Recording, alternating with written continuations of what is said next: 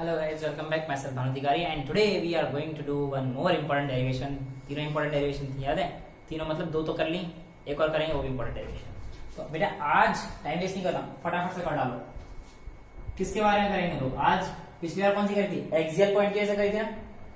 अब आज हम लोग इक्विटोरियल यानी कि ड्राइव एन एक्सप्रेशन फॉर पूरा लिखना पड़ता है यार. हाँ सर हम समझ रहे. हाँ पर यार वही है ना, मेरा मानता नहीं है मेरा. Expression for electric field at equatorial point at any equatorial point due to dipole. ठीक है, क्वेश्चन समझ में आ गया? हाँ सर क्वेश्चन था. बेटा देखो, आपको मैंने तो बताया था ना इक्वेटोरियल पोजीशन क्या होती है, कोई दिक्कत नहीं सर. इक्वेटोरियल पोजीशन याद है, दो डायपोल का एक ऐसा पॉइंट जो कि हमारे पास सेंटर से लाई कर रहा है और उसके पर. ठीक है, तो इक्वेटोरियल हो गया. आज हम लोग इसी पॉइंट पे बेटा क्या देखेंगे? Electric field. ठीक है, okay. Let's make a diagram. देखिए बेटा, ये मेरे पास डायपोल की डेफिनेशन था, आपको पता है बेटा. दो electric charge of opposite polarity separated by finite distance and I have taken finite distance as 2a here. और let P be the point where we need to find the electric field. Okay, अब भी बराबर है. ठीक है, मान लेना यार. अब हम लोग क्या करके चलते हैं कि ये A हो जाएगा, ये A हो जाएगा. Let R be the distance where we need to calculate the electric field. ठीक है, अब बेटा थोड़ी ज्योमेट्री कर लेते हैं. इसको इससे अच्छा नहीं लगता ना, खाली खाली. इसको इससे जोड़ दो, इसको इससे जोड़ दो. जोड़ दोगे? हाँ सर जोड़ दो. तो लिख दो फटाफट से. लेट ये माइनस क्यू, ये plus q. Let two charges plus q and minus q are separated at distance 2a and they are kept in vacuum. Vacuum की स्पेलिंग कृपया करके गलत मत कर देना. VACUUM होती है. जिन बच्चों को पता है वेरी गुड, जिनको नहीं पता CCUM मत करना बस. अब हम लोग आगे चलें. चलो हाँ चलते रहो यार, डांट क्यों रहे.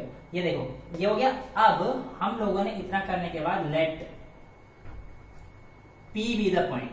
यहाँ पे P be the point where we need to find the electric field and it is at a distance R from the midpoint of a dipole. midpoint of dipole मान लेते हैं, है ना. डायपोल से डिस्टेंस दूरी पर है. ठीक है, बाय ज्योमेट्री मेरे पास इसकी वैल्यू पाइथागोरस थ्योरम लगानी मेरे को आती है. ये R² प्लस A² हो जाएगा. हाँ सर आपको नहीं आती, लो आती है, पता है.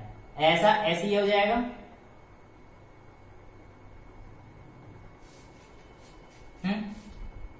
तो A B निकाल लेंगे, कोई दिक्कत नहीं सर. अब देखो बेटा, इस पॉइंट की वजह से यानी कि इस पॉइंट चार्ज की वजह से यहां पर जो इलेक्ट्रिक फील्ड लग रहा हो इसकी तरफ लग रहा होगा एट्रैक्टिव. कोई दिक्कत यहां तक नहीं. इसकी वजह से लग रहा होगा, क्या लग रहा होगा? रिपल्सिव. कोई दिक्कत नहीं. अरे डायरेक्शन क्या होगा डायपोल मोमेंट का? बताया था ना हमेशा, फ्रॉम नेगेटिव टू पॉजिटिव. तो ये डायपोल मोमेंट का डायरेक्शन है. याद रखना, पिछले लेक्चर में बताया था, अब भी बता रहा हूं. डायपोल मोमेंट का डायरेक्शन हमेशा इस तरह, from negative to positive of dipole. अब हम लोगों ने ये कर लिया, ये एंगल थीटा, ऑब्वियस सी बात है ये एंगल थीटा हो जाएगा.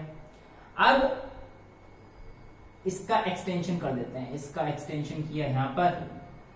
अब P पॉइंट समझ जाना और थोड़ा सा ऐसे एक्सटेंड. अपनी मर्जी से दो चार लाइन बना दी मैंने. तो मैंने क्या देखा एक ज्योमेट्री देखी, क्या कि ये angle theta by alternate angle. ये एंगल थीटा तो फिर ये एंगल थीटा. ये कौन सा होता है पता नहीं, पर ये एंगल थीटा पर ये angle theta by alternate angle, और ये एंगल थीटा तो ये angle theta by vertical opposite angle. ठीक है, तो हमारे पास ये पता चल गया. बेटा आप कंपोनेंट रिजॉल्व कर दो. कैसे कैसे करेंगे? ये वाला कंपोनेंट जो होगा, ये देखो ना, ये नेट हो गया और इसका इधर जाएगा. अरे डॉटेड बन जा, डॉटेड लाइन. पता नहीं क्या डॉटेड बोलते, कहाँ दिमाग पहुंच जाता है तुम लोगों का. बच्चों सर हमारे दिमाग में था भी नहीं, आपने और ला दिया आपको. चलो कोई नहीं यार, बच्चे थोड़ी हो तुम, पता सबको होता है. एक्टिंग करता है शरीर बनने की. 12th क्लास सबको सब पता होता है और ये बहुत जरूरी भी है. अवेयरनेस रहना चाहिए, है ना. कोई दिक्कत नहीं, फैलाएंगे, जागरूक ना रहे. ठीक है, तो डॉटेड लाइन बना दी मैंने. अब यहां पर बेटा वर्टिकल कंपोनेंट देखो ना, इस ई का वर्टिकल कंपोनेंट, तो वर्टिकल कंपोनेंट कौन सा है, ई साइन थीटा, ई साइन थीटा माइनस क्यू की वजह से मान लेते हैं इसका, और ये प्लस क्यू की वजह से कोई सही मान लो कैंसिल होना है यार, ये माइनस क्यू और ये प्लस क्यू, अब सही कर लेना देख के, पर लिख देना the vertical component being equal and opposite, cancel out, खत्म।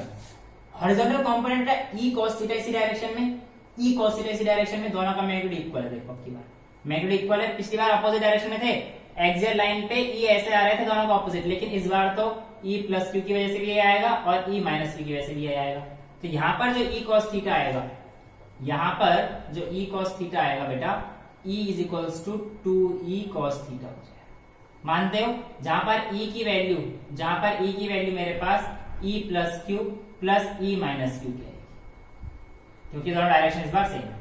अच्छा ठीक है, तो मैं कहता हूं the electric field due to horizontal component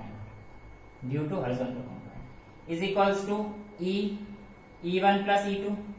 अब E प्लस क्यू और E माइनस क्यू लिख सकता हूं, सब जगह वेक्टर लगा देना है, वेक्टर होता है, पर कोई दिक्कत नहीं, मेरा मार्कर दूसरा थोड़ी सी डिम सी हो गई है ना, कोई दिक्कत नहीं, इसमें बोले देखो बेटा, अब E प्लस क्यू से देखो ना, के क्यू बाय आर स्क्वायर, यहाँ पे आर स्क्वायर, तो k यानी कि 1/4 पाई एप्सिलॉन नॉट, ये प्लस क्यू की वजह से, ठीक है, तो 1/4 pi epsilon naught into q, minus magnitude मैंने लिया, डायरेक्शन नहीं लिया, मैग्नीट्यूड लिया है, आर स्क्वायर, देखो आर स्क्वायर क्या हो जाएगा, under root r square plus ए स्क्वायर,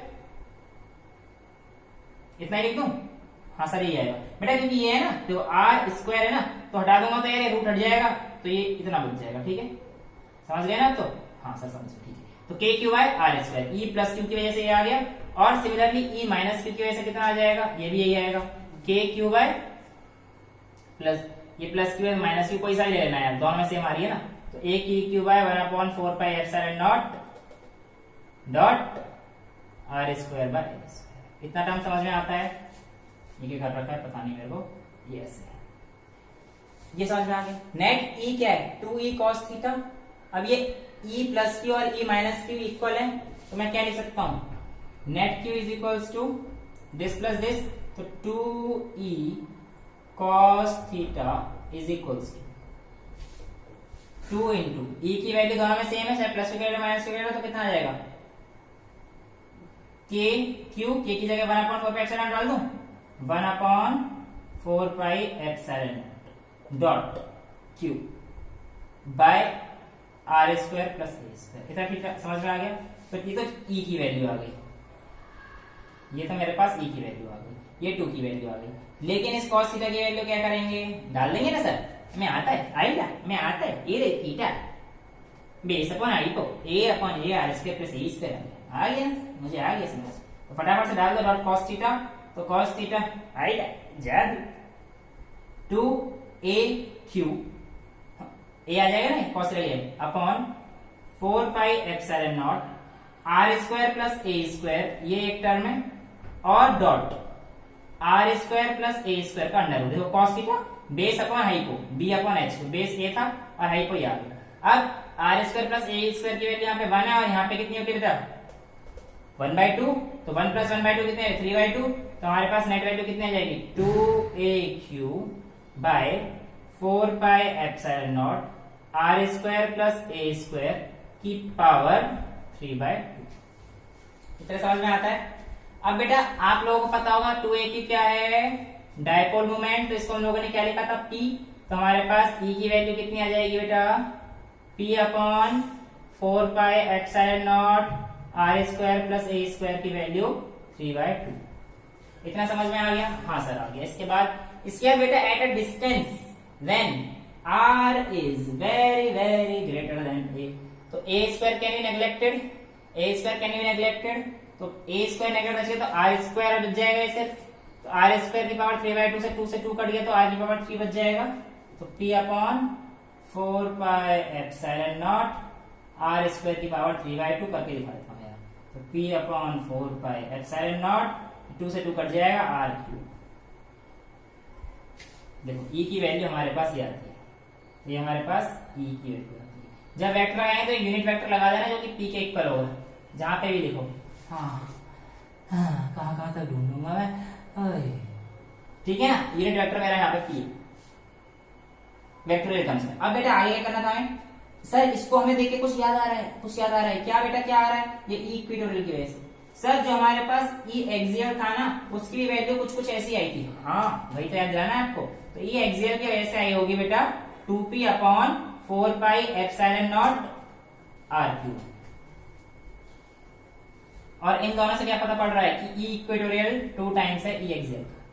अब मैं से 2 कर दूंगा तो इक्वेटोरियल है, तो ई इक्वेटोरियल, जिसका मतलब क्या हो जाएगा कि E equatorial is equals to 2 times E axial में 2 into E equatorial is equals to E axial, E equatorial into 2 is equals to E axial के बराबर हो जाएगा। याद किया। अच्छा इस इलेक्ट्रिक फील्ड की डायरेक्शन क्या होगी, ये देखो इलेक्ट्रिक फील्ड की नेट डायरेक्शन इस तरह जा रही है और डायपोल मोमेंट की माइनस की से प्लस की आ रही है, तो इस तरफ जा रही है ना, तो it is anti parallel to the direction of dipole moment के, एंटी पैरेलल जाएगी। डायपोल मोमेंट 2aq होता है और उसकी डायरेक्शन हमेशा क्या रहती है, नेगेटिव से पॉजिटिव। समझ आता है इतना, पक्का? दोबारा समझाना है? हाँ थोड़ा सा सर समझा दो ना सर। ठीक है सुन लो बेटा, लेट 2 क्यों नहीं समझा सर, ये समझा दो। हाँ ठीक है बेटा, प्लस क्यू और माइनस क्यू को हमने डिस्टेंस 2a से रखा है, इसको ये मान लिया, इसको ये मान लिया, r डिस्टेंस यहाँ पर था बेटा। अब r डिस्टेंस से हमने यहाँ पर देखा तो मैंने देखा इस थीटा की वजह से यहाँ पे जो इलेक्ट्रिक फील्ड लगा था क्योंकि माइनस क्यू है, ये इस तरफ आएगा, प्लस क्यू है तो रिपेल करेगा, तो ये हमारे पास पहले डायरेक्शन बन गई थी। अब ये नेट डायरेक्शन मैंने इस तरफ मान ली, फिर लाइन को इलांगेट करने पर मेरे पास इस थीटा की वजह से पहले मेरे पास ये थीटा आया और इस थीटा की वजह से मेरे पास वर्टिकल अपोजिट एंगल से थीटा आया और इसका alternate angle theta. Component resolve करने पे जिधर थीटा होता है उधर कॉस आता है, तो सर ये ई कॉस थीटा एक इसकी वजह से आएगा और एक ई कॉस थीटा इसकी वजह से आएगा, जो कि टोटल हमारे पास 2 ई कॉस थीटा हो जाएंगे। सर ये वाला ऊपर की तरफ ई साइन थीटा आएगा माइनस क्यू का, ये वाला नीचे आएगा ई प्लस क्यू का, मैंने ध्यान नहीं दिया, बस ये आएंगे पर ये दोनों कैंसिल आउट हो जाएंगे वर्टिकल कंपोनेंट, क्योंकि they are equal and opposite in nature. Equal and opposite in nature होने की वजह से जब ये कैंसिल आउट हो गए तो हम लोगों ने हॉरिजॉन्टल कंपोनेंट की वजह से देखा, तो ये v नहीं है ये h है, हॉरिजॉन्टल कंपोनेंट की वजह से जब हमने देखा तो प्लस किया माइनस को प्लस कर दिया, ई प्लस क्यू की वजह से क्या आएगा बेटा, दोनों की तरफ बराबर आएगा, 1/4 pi epsilon not q upon r square plus a square का अंडर रूट होता है, क्योंकि हमारे पास डिस्टेंस तो थी पर r स्क्वायर होता है तो रूट हट जाएगा। सिमिलरली माइनस क्यू का ही आएगा, माइनस क्यू का निकालने के हम लोगों को पता है कि वैल्यू नेट जो आई थी 2 ई कॉस थीटा आई थी। कॉस थीटा की वैल्यू क्या होती है, बेस अपॉन हाइपो, तो कॉस थीटा की वैल्यू a बाय बेस ही हो गया, hypotenuse under root r square plus a square आ जाएगा रूट में, तो ये हमारे पास cos थीटा की वैल्यू आ गई, तो हमने डाल दिया 2q cos थीटा। ये cos थीटा की वैल्यू हमने a by under root r square plus a square डाली, तो ये टर्म 2aq हो गई, जिसको हमने p लिख दिया, जो कि डायपोल मोमेंट के इक्वल होता है। अब यहाँ पे r square plus a square की वैल्यू 1 थी और यहाँ पे r square plus a square था, तो 1 प्लस 1/2 जो होता है हमारे पास 3/2 आ जाता है, तो इसकी वैल्यू हमारे पास ये आ जाएगी। 2aq को हम लोगों ने p लिख दिया। जब ये सारी टर्म्स मेरे को वेक्टर फॉर्म में लिखनी है तो इसके आगे कोई भी लिख देना यार, ऐसा लगा देना, बस एक यूनिट वेक्टर की मल्टीप्लाई कर देना और यहाँ पे जो भी लिखो तो उसके ऊपर बार लगा देना, है ना, तो डायरेक्शन डिनोट हो जाएगी, वो वेक्टर फॉर्म बन जाएगा। अब कैसे सुपरपोजिशन प्रिंसिपल में समझाया था।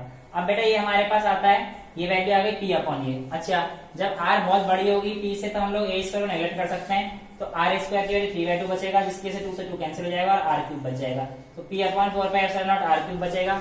p वेक्टर की वजह से जो आएगा तो एक्सियल की वजह से ये आता है, इक्वेटोरियल की वजह से ये आया, जिसका रिलेशन हमने देखने पर पता पड़ा कि इक्वेटोरियल को 2 टाइम्स मल्टीप्लाई करें तो ये एक्सियल आता है। ये डेरिवेशन बहुत ही इंपॉर्टेंट बन जाती है, प्रूफ कीजिए equatorial 2 is equal to axial, तो ऐसे कर लेते हैं।